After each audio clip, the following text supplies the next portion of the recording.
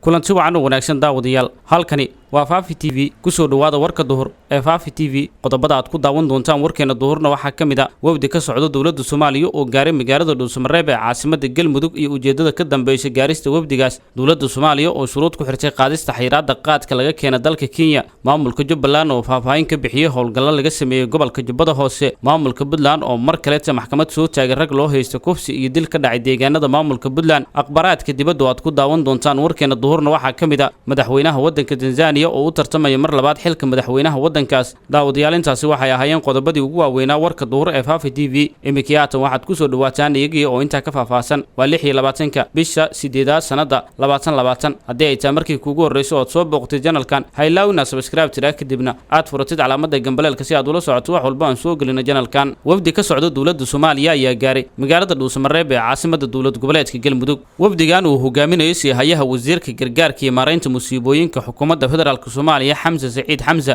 ayaa waxay gaareen magaalada Dhuusamareeb ee caasimadda dawlad goboleedka Galmudug garoonka diyaaradaha ayaa waxa wafdigan ku soo dhaweeyay oo hogaaminaya wasiir Xamza wasiirka gargaarka dawlad goboleedka Galmudug Cabdiraxmaan xildhibaano iyo wasiirro ka tirsan dawlad goboleedka Galmudug wuxuuna u mahad celiyay wasiirka soo dhaweynta ballaaran ee u sameeyeen madaxda dawlad goboleedka Galmudug ujeedada wasiirka gargaarka dawladda Soomaaliya uu tagay Dhuusamareeb ayaa waxa lagu sheegay inay tahay sidii uu dawlad goboleedka Galmudug ugu wareejin lahaa agab muhiim u ah in lala socdo cimilada iyo sidoo kale tilmaamayaasheeda wasaaradda gargaarka iyo maareynta musiibooyinka xukuumadda federaalka Soomaaliya ayaa horay agab loogu talagalay cimilada iyo tilmaamayaasheeda waxay u gaarsiisay dawlad goboleedyada Puntland Jubbaland iyo Koonfur Galbeed wasaaradda gargaarka iyo maareynta musiibooyinka ayaa wado oo la dawlad goboleedyada loogu sameeyo xarumo si saadaalinaya halista musiibooyinka si ay hay'adaha awood ugu helaan inay si ogaadaan halista ku soo socota dawladda Soomaaliya ayaa shuruud ku xirtay qaadista xayiraadda qaadka laga keenay dalka Kenya dawladda federaalka Soomaaliya ayaa la sheegayaa inay shuruud ku xirtay in dib loo bilaabo qaadka laga keeno dalka Kenya lana keeno Soomaaliya kaas oo dawladda Soomaaliya ay kol hore xayiraad ku soo rogtay muddana loo joojiyay sabab la xiriira cudurka COVID-19 iyadoo shuruudaas ay u gudbisay dawladda Kenya sida uu daabacay wargeyska ka hadla arrimaha ganacsiga ee Business Daily iskaashatada qaadka ee dalka Kenya xubno ka socda ayaa yimid magaalada Muqdisho si ay dawladda Soomaaliya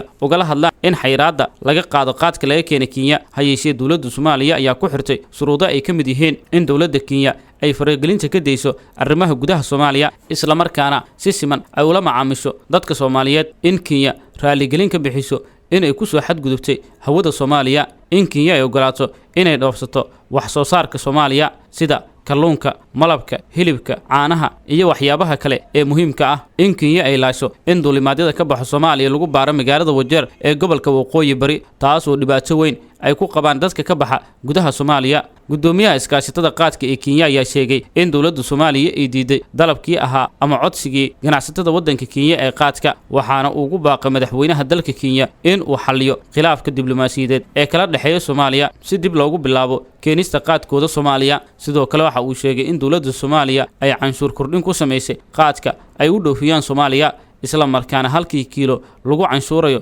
$5 ayna aqbaleen hayeeshee uu sheegay in wali caqabado dhowr ah ay ka haystaan xayiraadda dawladda Soomaaliya ay saartay qaadka laga keenay Kenya jimcihii la soo dhaafay ay ahayd markii mareeyaha hay'adda duulista rayidka Axmed Macalin uu sheegay in marnaba ay Soomaaliya aysan soo gelin karin diyaaradaha qaadka sida isla markaana dawladda Soomaaliya ay mamnuucday in dalka la keeno qaadka laga keeno waddanka Kenya maamulka Jubbaland ayaa faahfaahin ka bixiyay howlgalo laga sameeyay gobolka Jubbada Hoose saraakiil sarsare oo ka tirsan ciidanka dawlad goboleedka Jubbaland ayaa waxay faahfaahin ka bixiyeen howlgaladii ugu dambeeyay ee ciidamada dawladda iyo kuwa dawlad goboleedka Jubbaland ay ka fuliyeen qaybo ka tirsan gobolada Jubbooyinka taliyaha guud ee ciidanka maamulka Jubbaland Aadan Maxamuud Ibrahim ayaa sheegay in howlgaladan la qabto bil waliba iyo toddobaad waliba isla markaana ujeedkoodu uu yahay sidii looga hortagi lahaa weerarada kaga imaada Al-Shabaab waxa uu sheegay in toddobaadkan howlgalla ay fuliyeen ciidanka Jubbaland ay ku dileen 4 xubnood oo ka tirsan Al-Shabaab kadib markii ay shabaabku isku dayeen in ay weeraraan saldhig ay ku sugan yihiin ciidanka Jubbaland sidoo kale waxa uu sheegay in ciidanka Jubbaland ay burburiyeen xarumo ay ku lahaayeen Al-Shabaab gobolada Jubbooyinka sidoo kalena ciidamadoodu ay sii wadi doonaan howlgallada ka dhanka Al-Shabaab ciidanka dawladda Soomaaliya iyo kuwa Jubbaland ayaa waxa inta badan ay howlgallo kala duwan ka fuliyaan deegaano ka tirsan gobolada Jubbooyinka balse mararka qaar weerar kala duwan ayaa Al-Shabaab ay soo qaadaan inta ay socdaan howlgalladaas maamulka Puntland ayaa mar kale maxkamad soo taagtay rag loo haysto kufsi iyo dil. Maxkamadda darajada koowaad ee dowlad goboleedka maxkamadda darajada koowaad ee gobolka Nugaal ayaa waxay dhageysatay gal dacwade 7 eedeysano loo haystay kufsi iyo dil iskugu jiray kaas oo loo geystay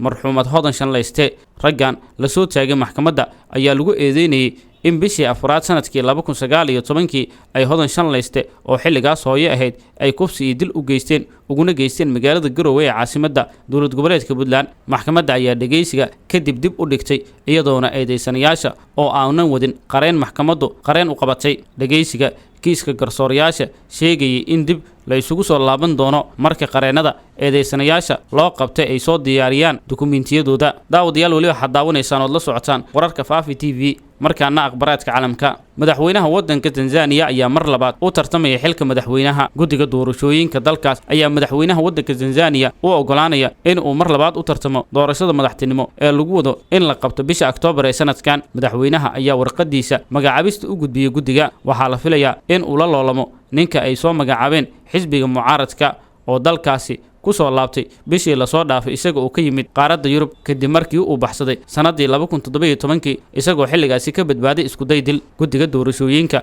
ayaa la filayaa in ay soo bandhigaan liiska ugu dambeeya ee musharaxiinta madaxtinimo ee waddanka Tanzania. Ololaha rasmiga ayaa bilaaban doono taariikhdu markay ay tahay 27 bishan oo ku beegan maalinta Khamiista ee na soo aadan. Daawadayaalintaasi waxaa ku dhan warka Faafi TV. waad ku maasantiin la socodka iyo la jaanqaadka warkeena. haddii aad ku cusub tahay ilaawina subscribe tira kadibna furatida calaamadda gambaleelka si aad ula socoto wax walba ku cusub halkaan oo aan soo gelino.